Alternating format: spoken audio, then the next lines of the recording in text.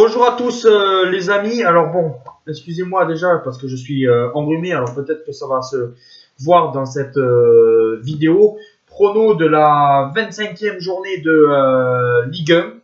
Alors les dernières journées sont super bien passées. Dans la 23e journée, je répète, j'ai eu 6 bons pronostics sur 10.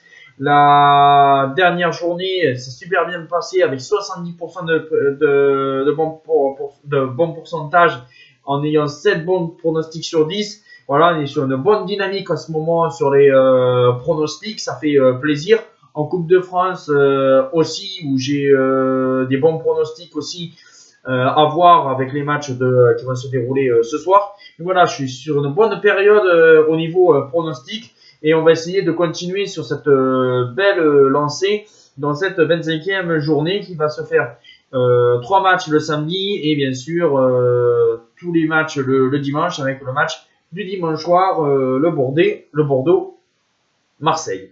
Alors PSG Nice, je pense que Paris, même si Neymar ne sera pas là parce qu'il est sorti un peu sur blessure face à Caen en Coupe de France, je parierais quand même sur une victoire du Paris Saint-Germain 3-1 contre Nice. Même si Nice a gagné la semaine dernière contre Angers à domicile, je ne vois pas Nice faire une performance au Parc des Princes. Voilà, je pense que Paris va quand même se rôder pour essayer de gagner une victoire, pour bien enchaîner et prendre la confiance face à Barcelone.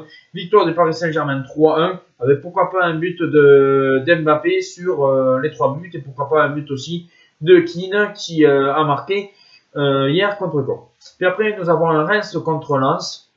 Et pour ma part, je pense que Lens stagne un petit peu en ce moment. Voilà, ils ont pris que 2 points sur 6 possibles.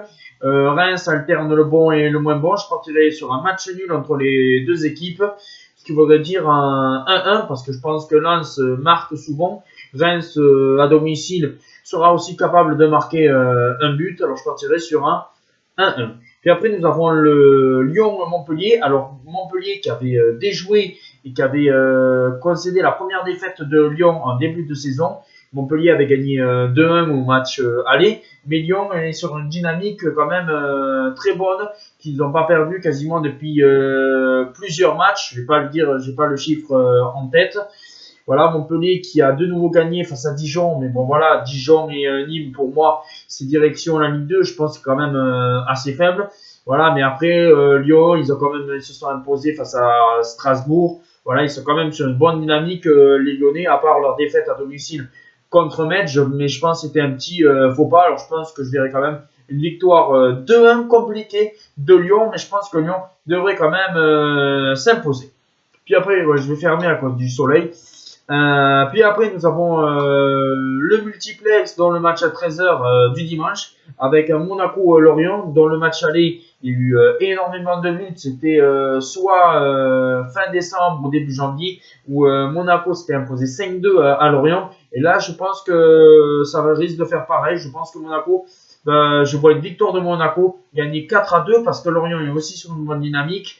Monaco est quand même assez faible en défense, on l'a vu, ils ont quand même gagné 4-3 contre Nîmes, qui a été très compliqué. S'il n'y a pas un Golovin et un Voland, ils auraient même pu perdre le match. Lorient est sur une bonne dynamique. Même s'ils ont battu Paris, je ne vois pas Lorient gagner à Monaco. C'est pour ça que je vois une victoire de Monaco 4-2 avec énormément de buts dans cette partie. Puis après, nous avons un Dijon-Nîmes, les deux mal classés entre le 19e et le 20e. Et là, je sais pas pourquoi, je partirais soit sur un match nul ou une courte victoire de Nîmes. Mais pour ma part, je pense quand même Dijon là est mal. Et ce que j'ai vu de Nîmes face à Monaco m'a quand même bien plu parce que quand même Nîmes a marqué 3 buts à Monaco. Dijon, ça fait plusieurs matchs qu'ils n'arrivent pas à marquer le moindre but. Voilà, ils sont en manque de confiance. Alors je pense que je verrai un hold-up et je verrai une victoire de Nîmes à Dijon, un 0-1 et je verrai Nîmes s'imposer. Puis après, nous avons un Angers-Nantes. Voilà, Nantes qui s'est séparé de Raymond Domenech. Raymond Domenech a fait 7 matchs et puis au revoir. Voilà, Nantes avec Raymond Domenech qui avait fait quelques matchs nuls mais aucune victoire. Ils ont pris Antoine Comboiré, encore un pompier, le pompier de service, comme avait fait Antoine Comboiré quand il était allé à Dijon. voire je sais plus quelle année, à Guingamp, voilà, il avait fait Guingamp et Dijon, voilà, des équipes qui jouent, luttent pour le maintien. J'espère pour Antoine Comboiré, ça va être la chance parce que Nantes ne mérite pas quand même de finir en Ligue 2, même si, vu son président Kita, voilà, je me dis, il fait n'importe quoi. Enfin, c'est une équipe d'Angers qui est un peu dans le dur, c'est plus 3-0 à 10. Alors je partirais sur un match nul, 1-1 entre Angers et Nantes, qui serait quand même une contre-performance pour nos amis nantais. Et je partirais, oui, comme je l'ai dit, sur un match nul, 1-1. Puis après, nous avons un match de Strasbourg, le derby lorrain contre l'Alsace. Et là, je partirais sur énormément de buts. Voilà, je verrais un match nul 2-2 entre Metz et Strasbourg. Puis après, nous avons un Rennes-Saint-Etienne. Alors là, pour moi, c'est un choc un peu pour les Rennais s'ils veulent encore croire à cette 5e place, voire la 4e place, même si je pense pour Rennes, c'est fini le podium. Mais s'accrocher à cette 5e place parce qu'il y a Metz qui arrive, il y a Marseille avec ses 2 matchs en moins qui peut encore espérer être 5e. Voilà, alors je partirai sur un Rennes-Saint-Etienne sur un 1-1 match nul.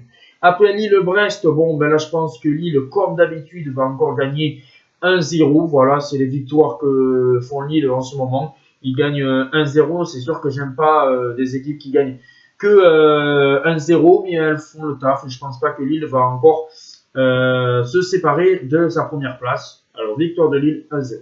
Puis après, nous avons le choc Bordeaux-Marseille. Ça fait depuis quasiment 43 ans que Marseille n'a pas battu Bordeaux à Bordeaux. Même si là, Marseille s'est imposé en Coupe de France. Même si là, on parle du rachat de l'OM. Merci pour tout le monde qui l'a vu. Plus de 765 vues. Je vous remercie beaucoup. Mais là, Bordeaux-OM, bon voilà, je partirai sur un match nul 1-1.